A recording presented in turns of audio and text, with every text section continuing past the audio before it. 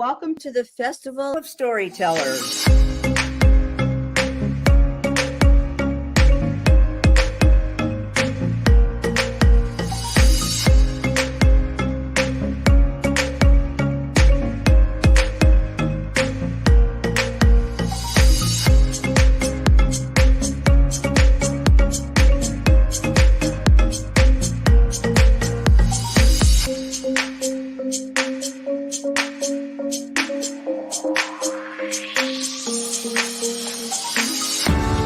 I can't tell you how excited I am to be on right now.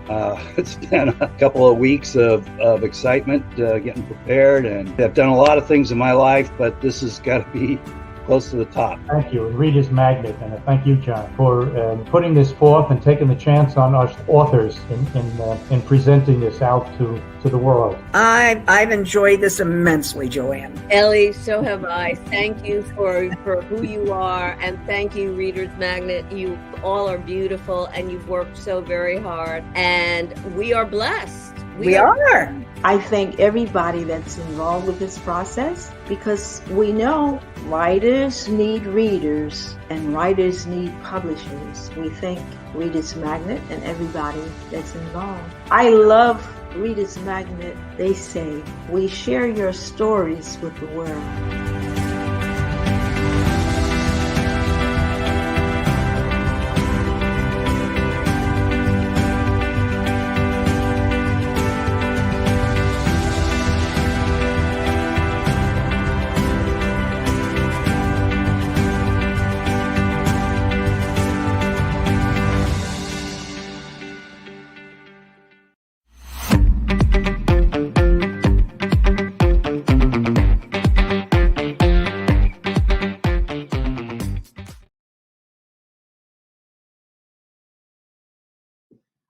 My name is Trinidad Rodriguez, and I am sharing my books with the world.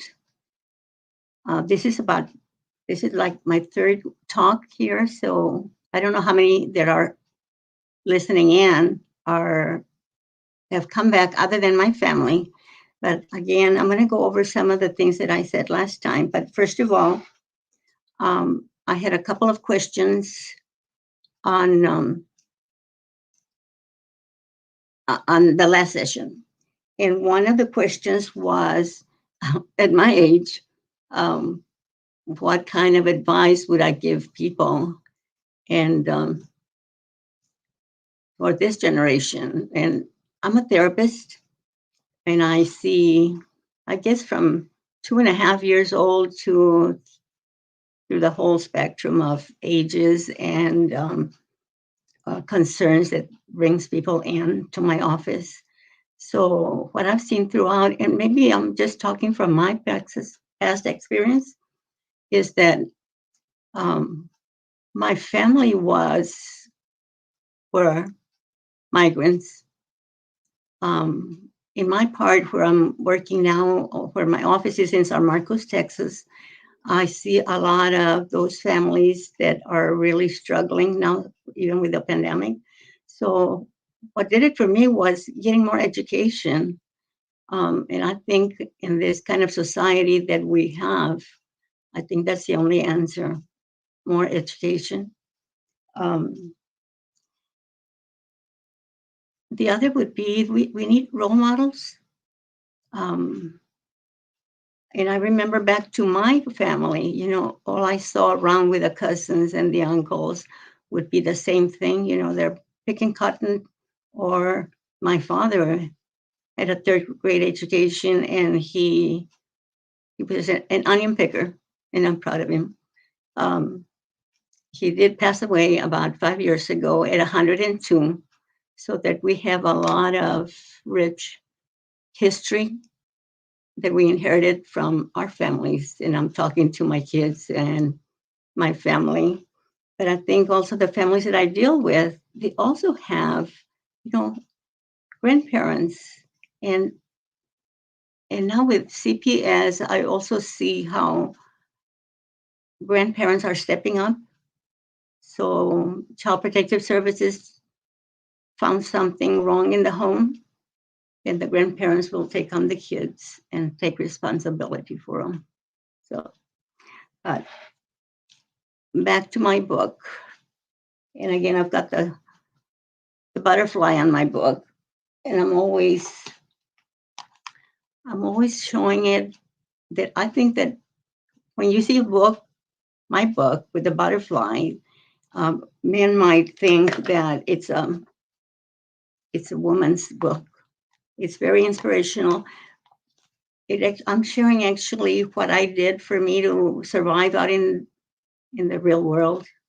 And so the butterfly that I have on the cover is actually a veteran that I met long ago. And what the butterfly does also is, remember, the origin of the butterfly comes from a cocoon. And basically, I think when we're little and in our families, we're in a cocoon. And how do I learn how to behave and what to believe and how to live, but not from our families? So I compared the butterfly, and the main thing, you can tell my markers. The main thing on the book is my big point that brought the butterfly about is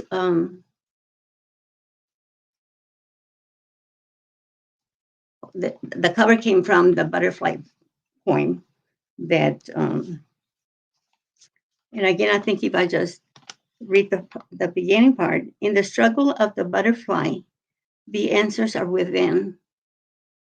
To be free, to see the sky, and yet the sky is part of the within. For within you, my butterfly, is the power to fly. I think that's encouraging to anybody coming out of, well, I think when you turn 18, I have a client right now, and he just turned 18, and all of a sudden he gets scared. He wanted to be 18 and be on his own, and all of a sudden it gets scary. And so that the beautiful butterfly poem shows how we'll mature. Where did we come from? What did we learn? And if I'm talking about veterans having come from military and what they experienced and what they saw, what I'm doing is a diagnosis the last couple of years is my young little kids that come from domestic violence. I'm giving them the PTSD diagnosis because of what they see and what they witness. You know, what veterans see and witness in the military, our little kids are seeing and witnessing and feeling. Actually, during this last year and a half that the pandemic has been, I have been very hesitant with some of my families to see them on Zoom or online because I want to make sure, I want to see that they're okay physically and emotionally. So I'm going back to having come from domestic violence, military, that our self-esteem and the way we see ourselves is not very good. It's not very positive. I read a study on water, which goes back to domestic violence and what the veterans also experience. They had a study on water. So they took water and they put some music to it, you know, lovey-dovey. And then they took the water and put it under the microscope. And they had perfect cells. I mean, they were beautiful. They even had a picture of how beautiful the cells of water are. Then on the opposite side, since we're going to have a study, is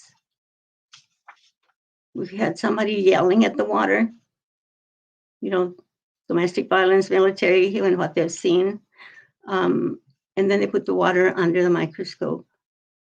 And again, the cells were not very pretty. And so that was a study on how the human body has 95% water.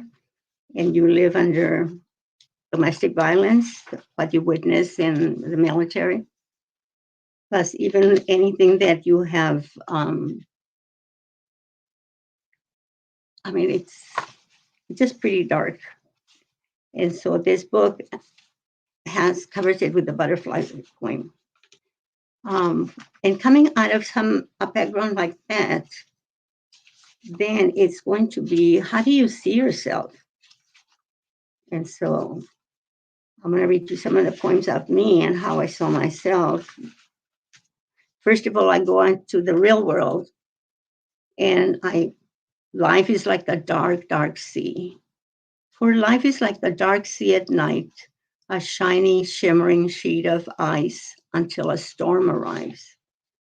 The clouds come sudden and wreck the silence, destroy the calmness, and send me below. The struggle for breath and to stay afloat, the darkness covering my head once more. I welcome the numbness of its icy arms. The sea engulfs me and wraps me so. My desperate struggle to stay alive, to keep my head above at last pays off. I'm okay. But the final struggle will not exist, or at that time I will just give in.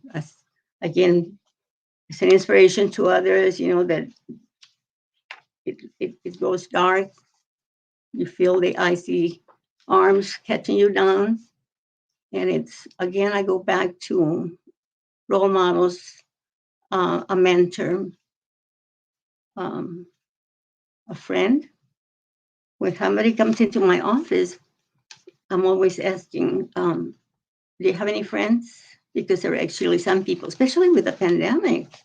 I mean, I have a boy that's in 8th grade, and I only see him through Zoom, and he has not been out of that room for a year and a half. Is that what it is now? And finally, Mom got him a dog. So at least he's got something to touch. They're saying maybe we need 4 or 5 hugs a day. So with the pandemic, that we didn't dare hug anybody or even shake hands. My office is double the load, and mostly with kids. So then, if I've come out of a rough background, I don't have very much self-esteem. I don't believe in myself. How do I see myself? Well, this is how I saw myself, and it's called Mirrors, Mirrors, Mirrors. I have walked down the corridors of the House of Mirrors, and as I walked, I saw a freak, a tiny midget, a worthless crumb. I kept on walking and looked again. This long creature, her hands reaching upward, as if the stars were within her reach. Don't have any hope. The next mirror pulled this way and that, the gruesome image too hideous to compare. Could this be real? Could this be life? I found the door and ran outside. So then again, the background that we have coming out, this book can really see there are lots of us out there trying to survive, and that can be pretty tough out there. So we need our family support, friends from school. I mean, that's the first thing I ask when I have young kids coming in to my office. Do you have any friends? And I found that they will have an iPhone, or they'll have some way. Well, the schools were giving out iPads so that they could communicate with school online. And they have made friends across the world and across the states. So that just yesterday I was asking, okay, where does your friend live? Well, New York, California. So that again, that support, and they will seek somebody like them, like themselves, and they have little support groups from different sites, different kinds of the states, and they're survivors. So then I go to school, and this is I'm showing you how you gain some, you lose some, you fall down, you wake up, and you get up. Again, this is a very inspirational book. I had somebody yesterday with their comments on you know, it's almost like when we're in the world, you think you're alone, and so again, it's it's just reaching out. You know, with all the my generation, when with all the technology that's around, um, that's the only way to go. And again, it's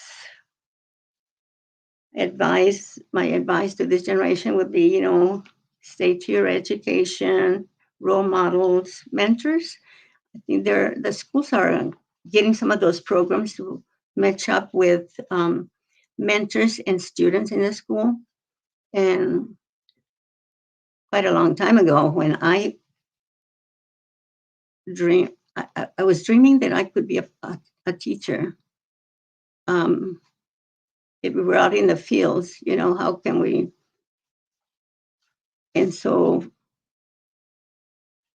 after I could decide for myself and do my own thing and work hard for me and getting getting my head above the sea, then I get educated. And my father, I know I'm reaching all kinds of people who are all Hispanic, Chinese. We still have that same family beliefs. What did my family, what belief did they hand down to me? So again, with my high school teacher telling me I had a brain, then that's when I started going to college. Otherwise, my father, I know my nephew says, "Why did you have to say that Grandpa didn't want you to go finish school?" And I said, "Because I was there. He told me hundreds of times." So my father told me that if I went to school, um, a Hispanic man would not find me and marry me and support me. So 20, 30, 40 years later, I can do for myself. So this is for the Hispanic part. Woman, know thy limit. Educated by the Anglo society and fed on the American dream, my ego soared and led me on to reach and stretch to goals beyond.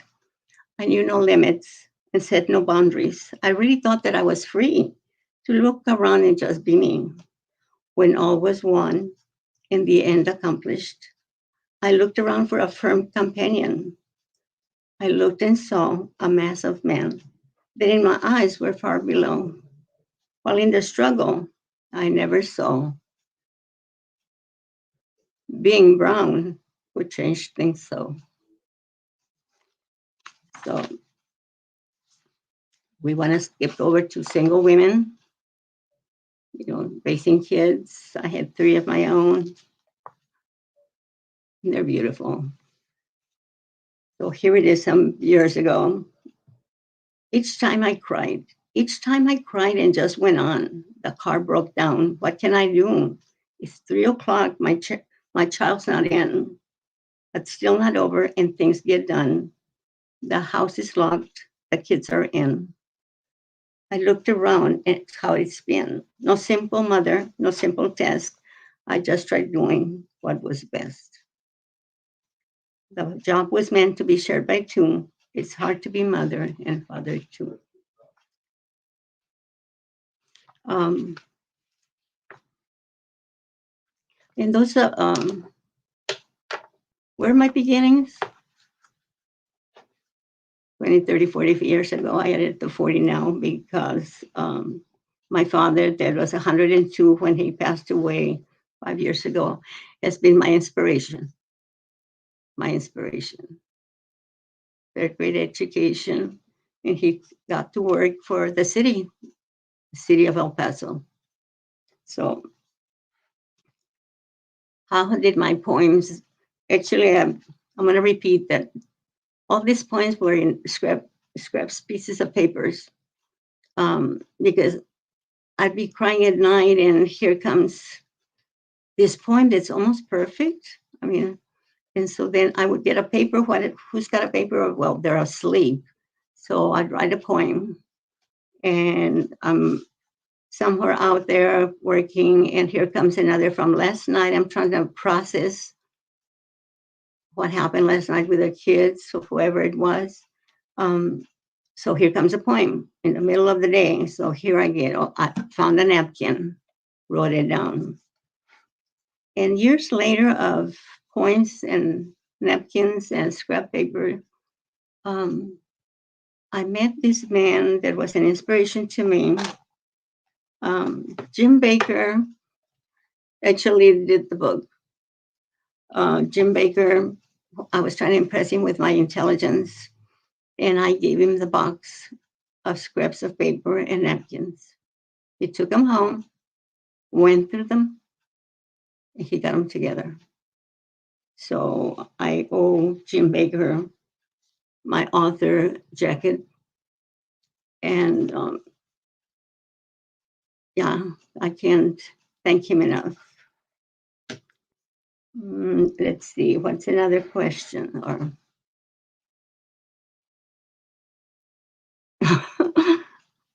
one, Fergor 1451. Did you ever get emotional? Do you see me getting emotional here? You don't think I don't know, one of your sessions with your young clients who went through domestic violence.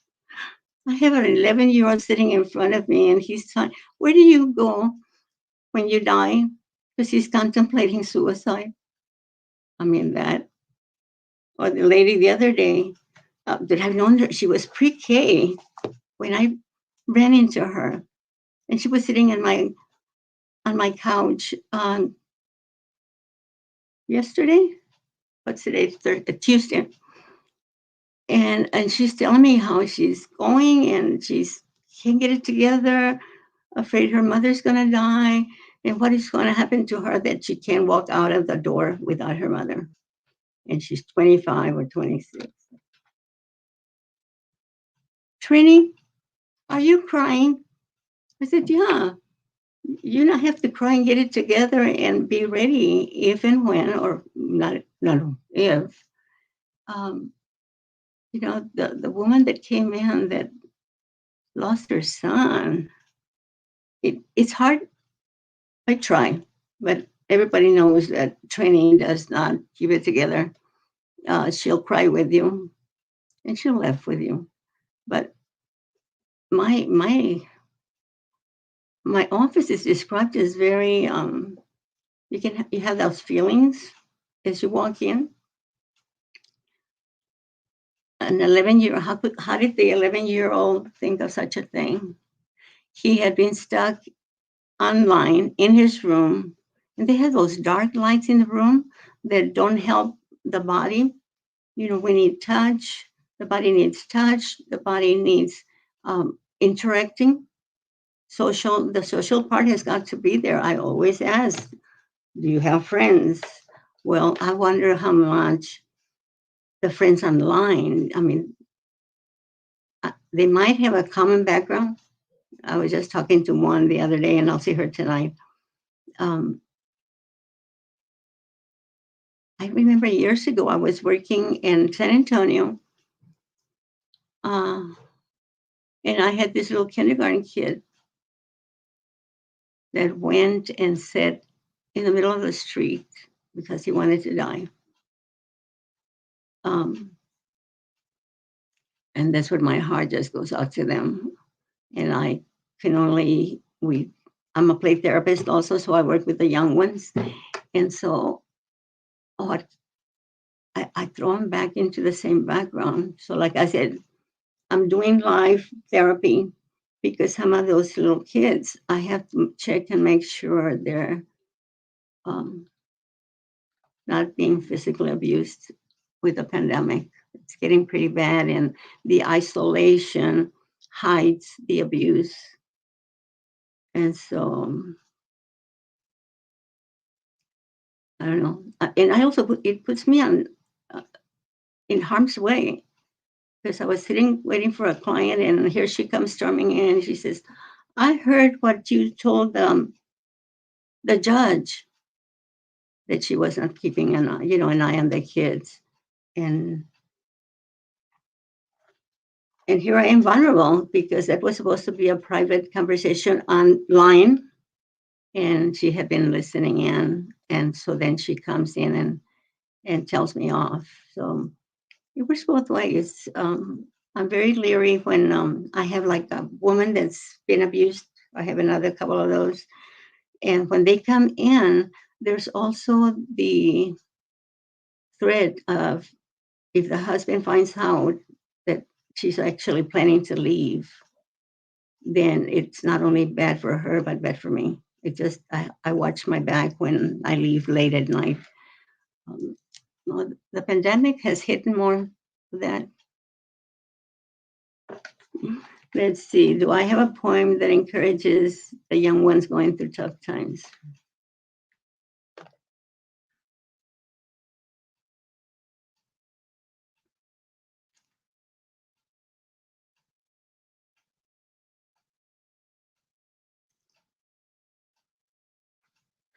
I, I'm I have this little kid, and sometimes it's not. I think these ones are a little bit old for older, teenagers and up. Um, and so he came in and he wanted to go. It's starting to get out of the home, and his mom's not listening. He wants to go to New Braunfels. There's like a Chuck E. Cheese that they have all things to play with. And he really, really wanted to go. And she was saying, no, no, no. And I said, have you ever thought of just looking at your mom? Don't say anything, because he's mouthing back. He's responding. And I said, just look at your mom.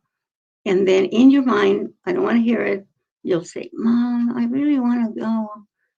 But you have to really look at her very loving, because that loving vibrations is going to reach your mom, and your brain is thinking, I want to go wherever you want to go. And so if I don't put some positive things in there, actually they need some control. And I know at each age, even the younger ones cannot cross the street, but think of teenagers. And that 11-year-old was incredible. Once they opened the schools and he could go back to his football group. Mom sent me a picture of how he looked happy.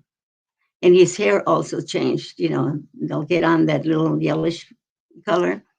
And then he himself said, I want to go cut my hair. So there's all kinds of things. I had this,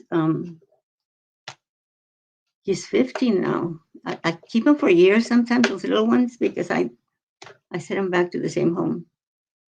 And so I keep an eye on them that way. So again, that freshman in high school, Mom says, I think it's about time for you to let go of Trini. No, you can't take away Trini from me. And so then school starts in August, and he qualified for football. And he's got friends in football. He has no time for Trini. And I thought, great, I want to get him to that age. But it's little stories that I tell them, or we do pictures. Draw me a picture of a person. No, I didn't describe the person.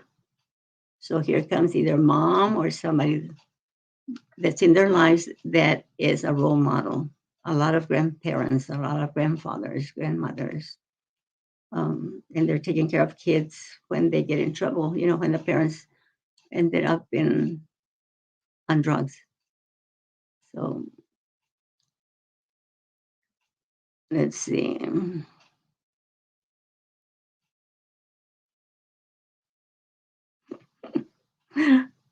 My points are very deep because I was in a deep situation at that point, so that I can't even read my points here.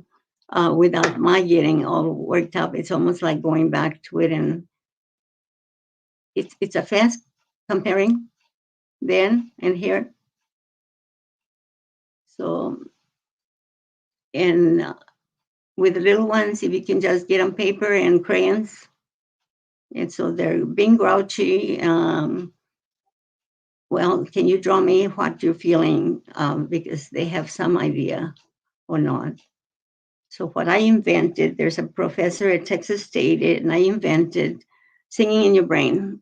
And I was somewhere in Austin, and I was talking to another stranger, and is that Trini Rodriguez talking about retiring from the schools at that point in time?